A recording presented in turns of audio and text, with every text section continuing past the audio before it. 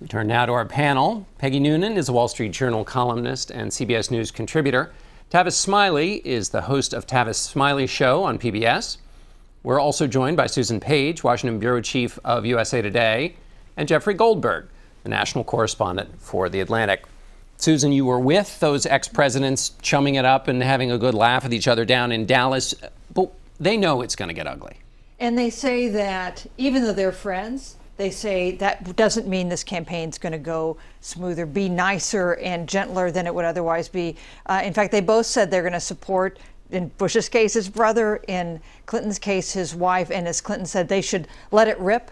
But he says they both said that at the end of the day, when the election is over, they will still be friends and they will still be working on projects like the ones they're working together on now. Tavis, Jeb Bush went right to the trust issue with Hillary Clinton. That's not a slow escalation. That's going right to the heart. How big a deal is that for her? I think for any candidate, it's about trust and about judgment. We heard that in the Obama Clinton war in the primary of some years ago. But I think it always comes down to trust. It comes down to judgment. I think what's fascinating for me about this is that this sort of bipartisanship, sadly, only happens when you're out of office. To the point you just made, if we could ever find a way to use some of that bipartisanship while people are in office, it might make a difference. And I think the other thing, and I don't, want to douse the excitement here, the fire about this great conversation that they had the other day. But I think it also adds to the cynicism that exists in the American public when they see this sort of chummy gentleman's club.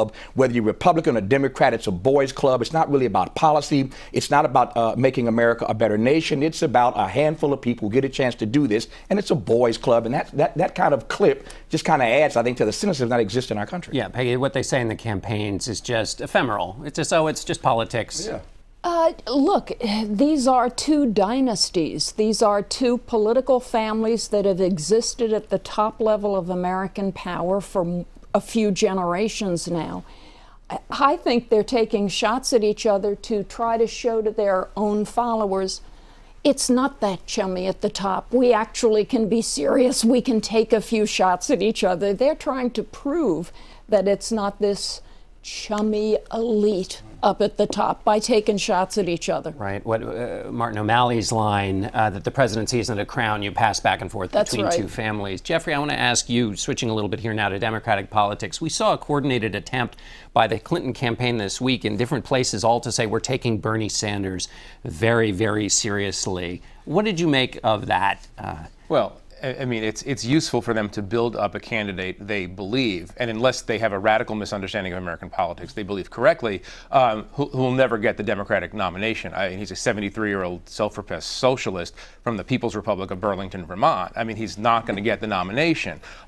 So it's useful when they do vanquish him eventually to say, well, we really took on a huge juggernaut of a candidate. But you know what strikes me is in your interview with Bernie Sanders, this guy is having a great time. Right? He is a joyful warrior out there. And the same thing could be said of Donald Trump on the other side. And I wonder about the power of that. And it kind of, the contrast with Hillary Clinton, who seems like she is not having a great time out on the campaign trail. I think voters understand that they'd like to see somebody who is engaged, who's excited about the issues they're talking about, who's connecting with them. I think beyond that, I took some heat some weeks ago for suggesting that Hillary Clinton needed a challenge from her left. But this is exactly what I was talking about. I like Hillary Clinton a lot. But left to their own devices, the Clintons always find a way to move to the middle. It's that whole DLC, Democratic Leadership Council. And when you have a guy from your left flank like Bernie Sanders pushing you on minimum wage and pushing you on income inequality and pushing you on economic immobility, the speech we're going to get tomorrow is going to be a bit more what we want to hear because she got pushed. That's the value. He's not going to become president, but he has tugged the presumptive nominee of the Democratic Party to the left. So that's his achievement. But both Trump, the bombastic Bushkin of the 2016 cycle, and Bernie Sanders function, I think, as a rebuke to the elites we're discussing, and as a rebuke to the way things are. And it is a populist rebuke. It's reaching right into people and saying, I know how you feel about things, and it ain't fair the way it's working. I don't want to get ahead of John Dickerson here, but I would put Bernie Sanders and Donald Trump in two different categories. What Donald Trump did this week was not a rebuke. You go where you want to go, but that's not the same rebuke as what Bernie Sanders gave about income inequality, respectfully, Peggy. Well, I don't think it's the same, but it has the same populist feel. It's coming from a different place, but it's. See, I don't think it's populist. I think it's Bernie Sanders vitriol. is criticizing on policy. Donald Trump is vitriol, doing something hatred, else entirely. They are appealing to people who are ticked off. But right in their own parties about how things are going. Susan, how much of a threat, though, is it for the Republican Party? There are a lot of Democrats who are saying either they're happy or sort of more saying, well, this is really hurting the Republicans. Is it really hurting the party, or is this one of these absolutely. things? I think it is. I think Donald Trump is a big threat to the Republicans' chances of winning the White House next year, because he is defining the party as a party that is really harsh on Hispanic voters that Republicans need to do better about, and because the other candidates are not really rebuking him in a serious way. You don't have one of the serious contenders standing up and saying, in a really forthright way, this is not where we are, because he makes them a little nervous. And I'm surprised that Jeb Bush, John, hasn't done that. I mean, it's so tailor-made for him, especially. Well, he did do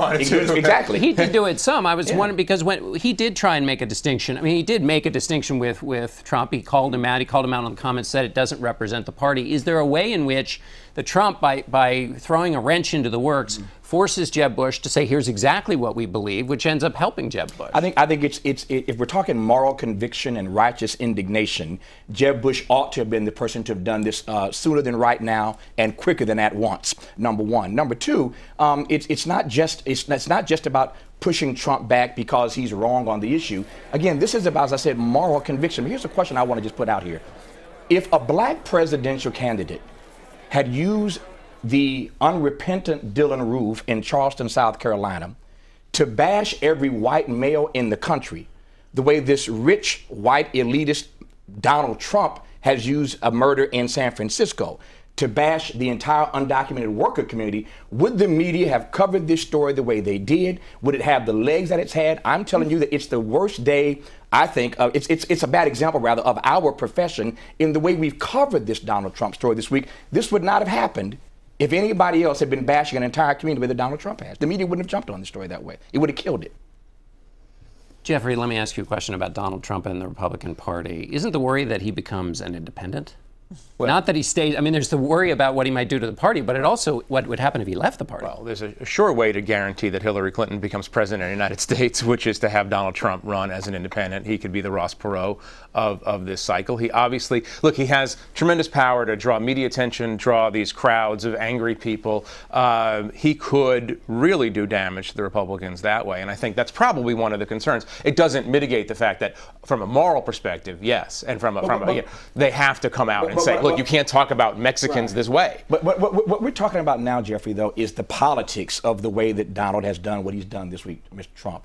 What I'm talking about is the lack of moral consciousness on the part of those who cover this story for letting someone get away with pushing, pushing a narrative where the facts are incontrovertible. There is no link between undocumented workers and a spike in crime, and the fact that we've covered this story like it's a real issue is asinine. But it's more than that, even, because if you actually watch the speech that he gave yesterday, I mean, this is a guy who seems like he's ready to launch a drone attack on Macy's.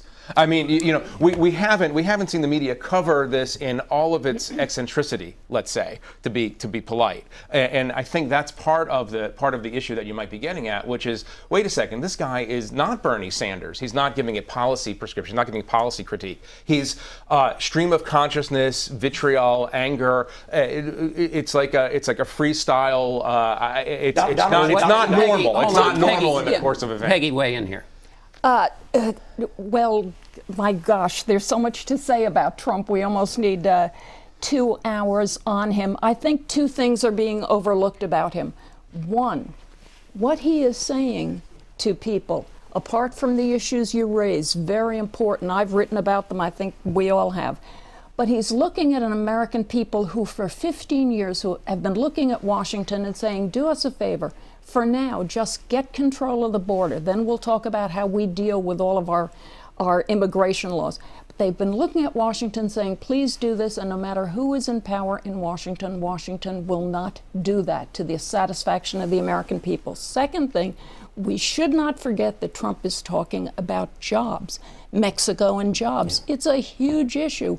We have an entrenched unemployment problem here. And he's channeling a lot of that frustration that Bernie Sanders is, even though Sanders doesn't want the association. But I'm going to have to have some serious stuff in it. I'm going to have to interrupt both of you. We're going to go away. We'll be right back. So stick with us. We'll be right back with our panel with more.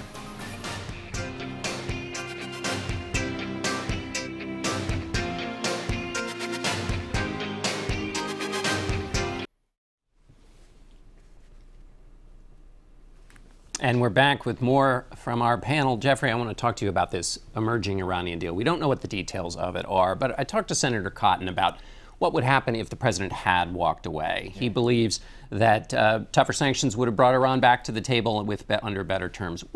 Walk us through the alternative explanation if the president had just walked away. Well, this is the saving grace of the Obama administration right now, is that no one has come up with a plausible alternative to this deal that doesn't lead to open confrontation, possibly regional war. Now, we don't know what's gone inside the negotiations.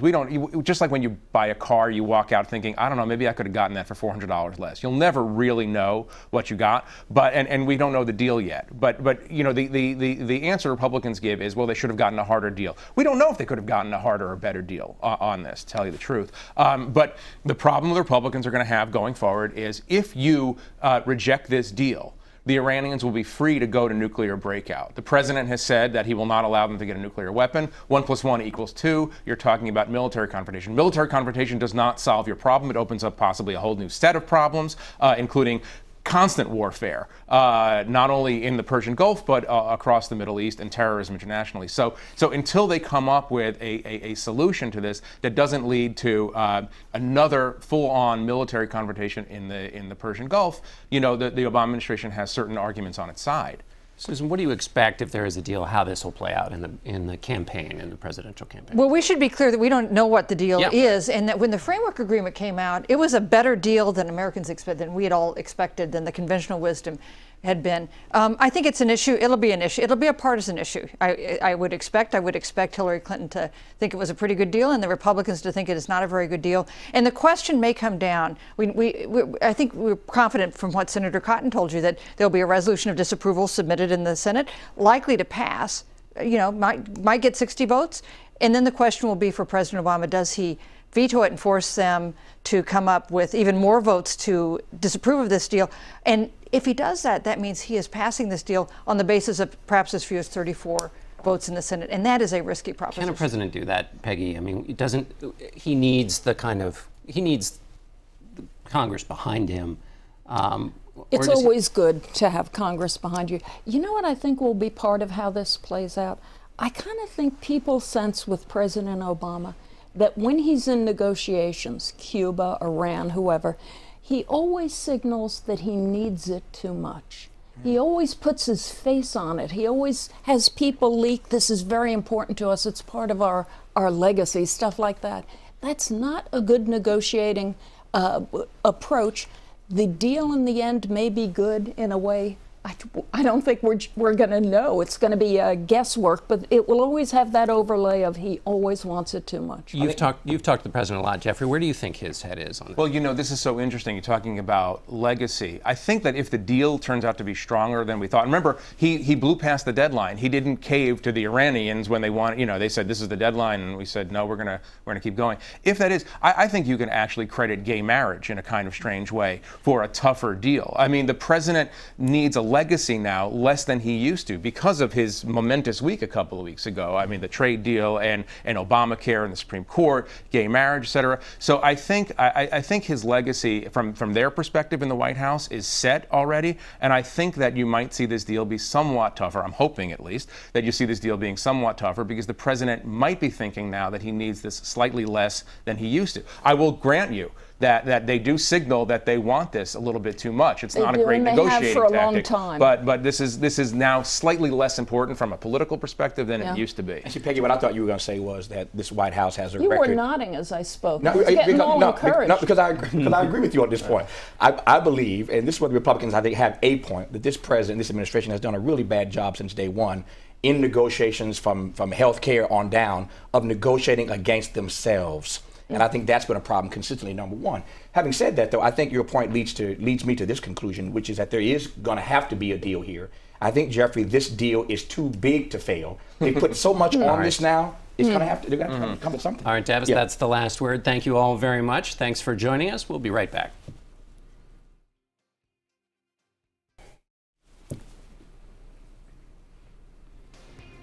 That's it for us today. Thanks for watching. Until next week, for Face the Nation, I'm John Dickerson.